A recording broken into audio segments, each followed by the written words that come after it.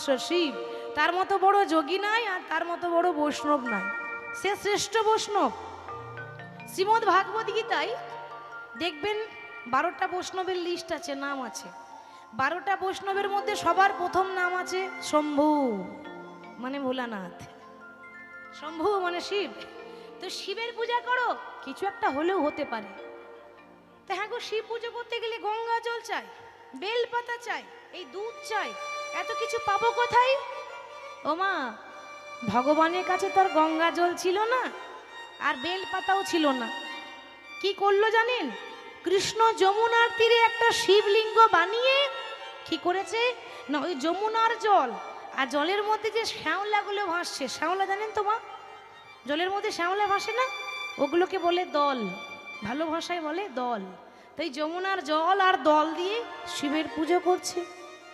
ওম নমঃ শিবায়, ওম নমঃ শিবায়, ওম নমঃ শিবায়। যেই না সঙ্গে সঙ্গে গোবিন্দ ওই যমুনার জল আর শ্যাওলা দিয়ে পুজো করেছে। বাবা, এই শ্যাওলা আর যমুনা জল একেবারে কৈলাসে বাবার মাথার পড়েছে। বাবার মাথায় পড়েছে, বাবার মাথা ঠান্ডা হয়ে গেছে। বাবা গঙ্গা জল সবাই ডাকে, সবাই ঢালে, আজ আবার যমুনার জলকে ঢেলেছে। শিবের মাথায় পড়েছে কৈলাসে এই যমুনার জল আর শ্যাওলা। পাশে বসেছিল মা দুর্গা, মা পার্বতী। মা পার্বতী বলছে, ও স্বামী, বলি আবার কেমন পূজারি গো, হ্যাঁ পুজো দিতে জানে না? হাই রে, এ শ্যাওলা দিয়ে কেউ পুজো করে? বলো গো হর, এই নতুন পূজাকে কে বলো? নতুন পূজার কে বলো গো হর, এই নতুন পূজাকে কে? বলো গো, আরে বলো গো, তুমি বলো গো তুমি নতুন পূজন কে?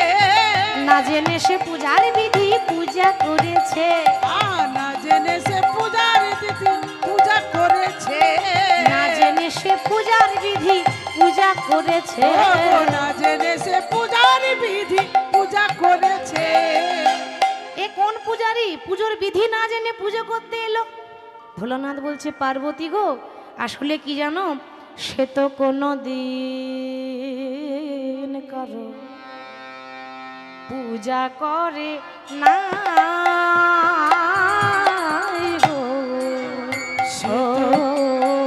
সে তো কোনো দিন কারো পূজা করে নাই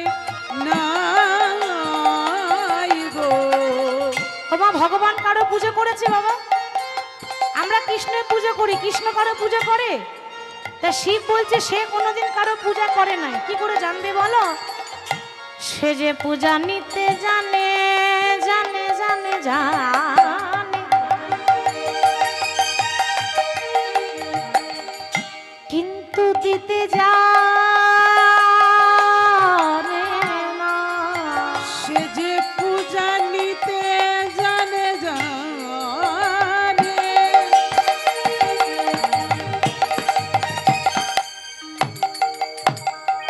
কিন্তু দিতে জানে না।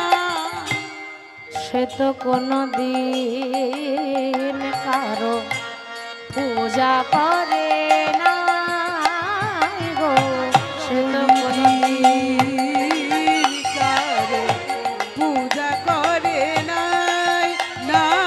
সে তো কোনো দিন কারো পূজা করে নাই, পূজা করে নাই, পূজা করে না। সে কোনোদিন কারো পুজো করে নাই, পুজো নিতে জানে কিন্তু দিতে জানে না। তখন মা পার্বতী বলছে, স্বামী সে কোন পুরুষ যে পুজো নেয় আর দেয় না? হ্যাঁ আমি একটু শুনি, সে আবার কে? ওই যে বিপদ ভঞ্জন মধুসূদন, আজকে সে নিজেই বিপদে পড়েছে। কেন জানো? তার মানিনি করেছে মন, পারে নাই ভাঙাতে, মানিনি করেছে মন, পারে নাই ভাঙাতে, মানিনি করেছে মন, পারে নাই ভাঙাতে, মানিনি করেছে, আরে মানিনি করেছে, মানিনি করেছে, মানিনি করেছে মন, পারে নাই ভাঙাতে। তাই তো ডেকেছে আমায় যোগী বর্ষা যাত, ও গো তাইতে ডেকেছে আমায় বর্ষা যাতে। আরে তাই তো ডেকেছে আমার যোগী বর্ষা যাইতে। ছি ছি ছি ছি ছি ছি ছি ছি, লজ্জার কথা। মা দুর্গা বলছে একটা নারী রাগ করেছে আর ভগবান একটা পুরুষ হয়ে রাগ ভাঙাতে পারলো না। ছি, এর মতো মান সম্মানের ব্যাপার আছে? ও পার্বতী শুধু রাগ ভাঙায়নি গো, আর কি করেছে জানো? আর কি করেছে? চরণে ধরিয়া হরি কতই না সেধেছে। চরণে ধরিয়া হরি কত না সেধেছে। চরণে ধরিয়া হরি কতই না সেধেছে। চরণে ধরিয়া হরি কত না সেধেছে। আর তবু তো পারেনি রাধার মান ভাঙাই। কিবা তবু তো পারে নিরাধার মান ভাঙাইতে। তবু তো পারেনি রাধার মান ভাঙাই। ও গো তবু তো পারে নিরাধার মান ভাঙাইতে। আঙ্গুল দিচ্ছে কানে মা পার্বতী, কেন এ কথা শোনাও পাপ। ছি ছি ছি ছি ছি ছি, একটা পুরুষ হয়ে একটা নারীর পায়ে ধরলো। বাবা সে নারীও কিরকম নারী বাবা, ভালো হয়েছে আমি ওইরকম মেয়ে নয়। ভোলানাথ বলছে বা বাবা চোরের মুখে ধর্মের কথা। বলি ও পার্বতী, তুমি যখন মা কালী হয়ে আমার বুকে পা দিয়েছিলে সেদিন তোমার ধর্ম কথা ছিল, আজকে ধর্মের কথা শেখাচ্ছে। হ্যাঁ বলি শোনো শোনো, বুকে পা দেওয়া থেকে আগে আগে সিলিন্ডার হয়ে যাওয়া ভালো।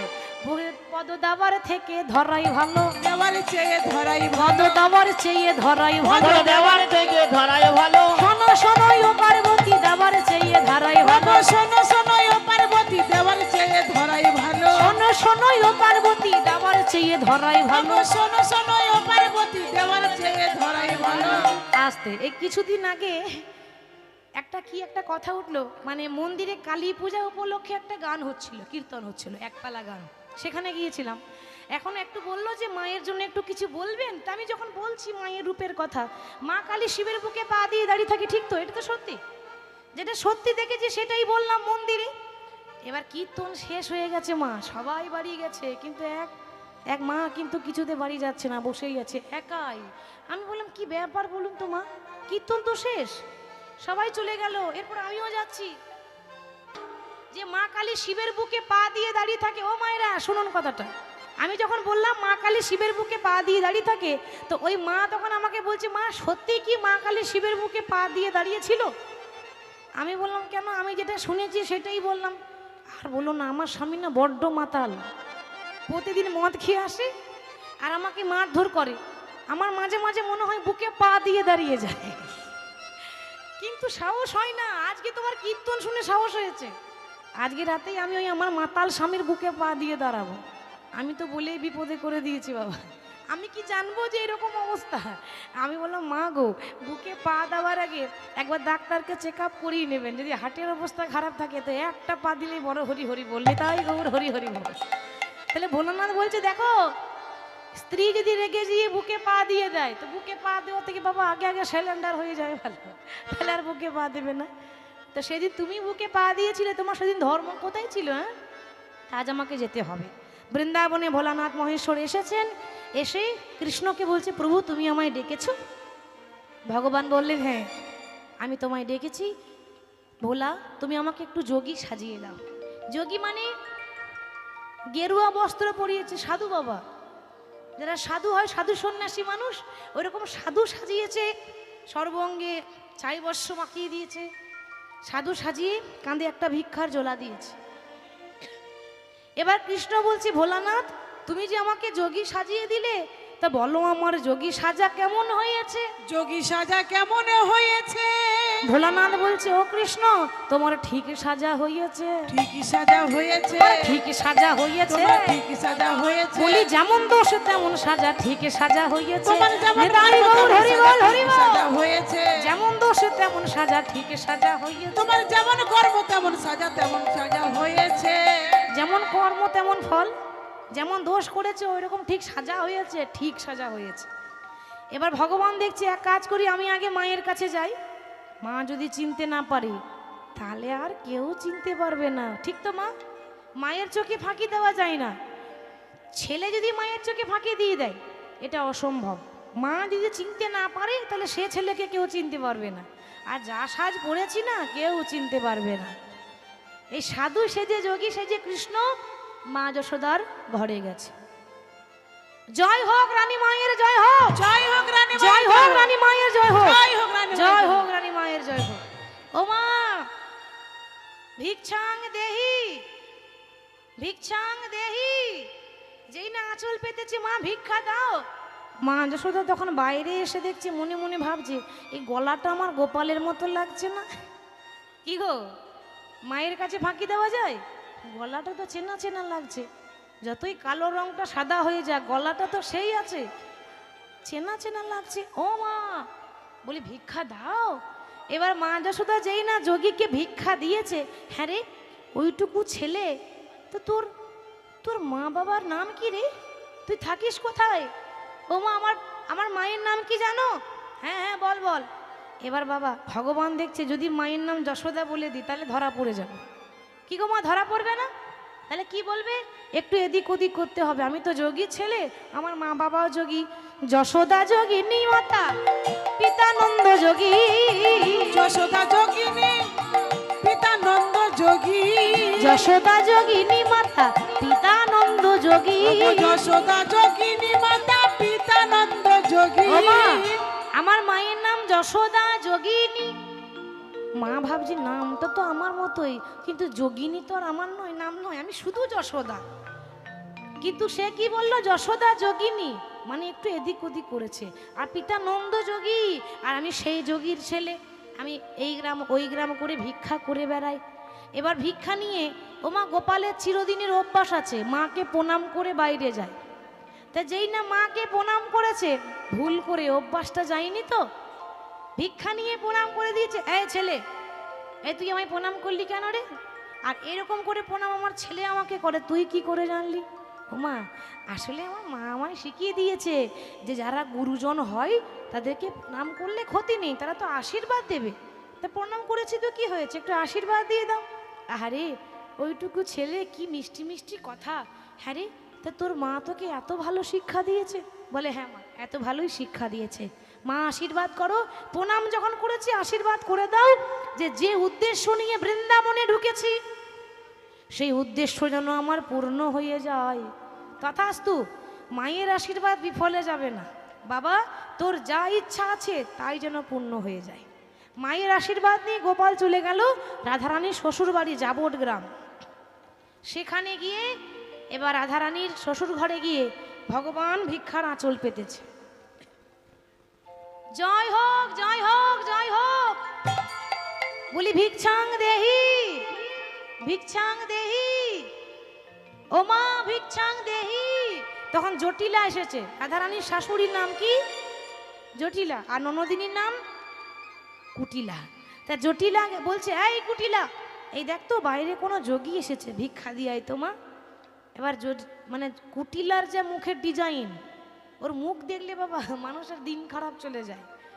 এসে যখন বলছে ভিক্ষা নাও গো ভিক্ষা নাও, তখন গোপাল বলছে দাঁড়াও, আমি বললাম বহু পুরাতন যোগী, আমার একটা নিয়ম আছে, আমি যার তার হাতে ভিক্ষা নিই না। সে কি গো যার তার হাতে ভিক্ষা নাও না? তাহলে কার হাতে নাও তুমি?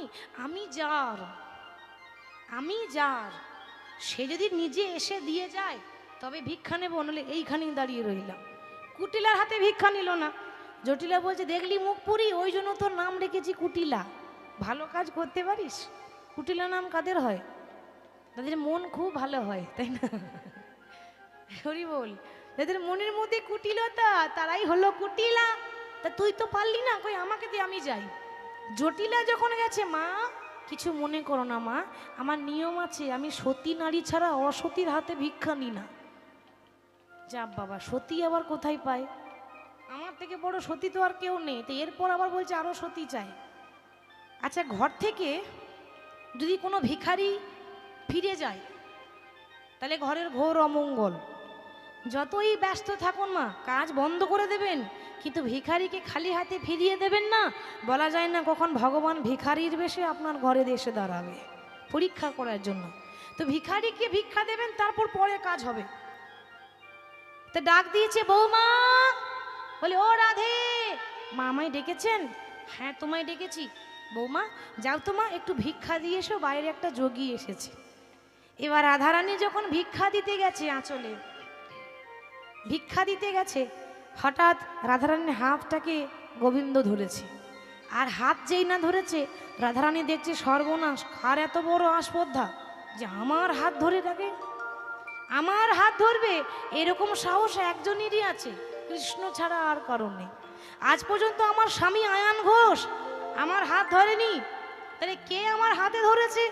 যেই না ঘোমটা তুলেছে, সর্বঙ্গ গেছে ঢাকায়, কিন্তু যাই নাই দুটি নয়ন বাঁকা। যাই নাই দুটি নয়নে বাঁকা। গোবিন্দের যে টানা টানা চোখ, এই চোখ দেখে রাধারানী চিনতে পেরেছে, চেনা নয়ন দেখে ধনী চিনিতে পারিল, চিনিতে পারিল। আরে আপনার বধূ বলে, বধূ বলে বলে বুকে টেনে নিল। আপনার বধূ বলে রাইধনি আমার বুকে টেনে নিল। হরি বল, বলে এসো বধূ আমার হৃদয় মাঝারি। এসো, মায়েরা এসো সকলে উলুধ্বনি বধূ নিতাই গৌর হরি হরি বল। হৃদয় মাঝারে আমার হৃদয়ের ধন, ওগো মানে কি রতন, এসো এসো বধূ আমার হৃদয়ে মাঝারি। আমার হৃদয়ের ধন মানে কি রতন, এসো বধূ আমার হৃদয় মাঝারে। আমার হৃদয়ে, হ্যাঁ, আমি ভজন গাইছি আধ ঘন্টা কোনো রকম এদিক ওদিক করে 8:30 পর্যন্ত, কিন্তু বাবা লীলাটা আর হবে না, আমার উপায় নেই তো, আমি তো শেষ করে ফেলেছি, আর কি করে করব আমি? আবার তাহলে আমাকে ঘুরে ঘুরে গিয়ে তাহলে প্রথম থেকে শুরু করা যায় বলুন? একটু আগে বলা হলে হতো। এবার যাই হোক, কোনো ভুল হয়েছে, আমাকে বলা হয়েছে একরকম, বাবারা বলছে আমরা বলিনি, হয়তো অন্য কেউ বলে এসেছে, যাই হোক এটা ভুল হয়েছে কিছু একটা। তো যাওয়ার আগে সবাই একটু কৃষ্ণ নাম হরিনাম গাইব, সবাই দুটি বাহু তুলে বলবো নিতাই গৌর হরি বল হরি বল হরি বল। কৃষ্ণ বলে, যারা বসে আছেন একটু হেলে দুলে, কেমন বসে বসেও নৃত্য হয়, আবার যারা দাঁড়িয়ে আছেন তারাও নৃত্য করবেন। দুটি বাহু তুলে নাচো রে মন, হরি বলে কৃষ্ণ বলে। দুটি বাহু তুলে নাচো রে মন, সবাই বাহু হরি তুলে। বলে। কৃষ্ণ বলে বাহু তুলে নাচো রে মন, হরি বলে। একবার কৃষ্ণ বলে দুটি বাহু তুলে নাচো রে মন,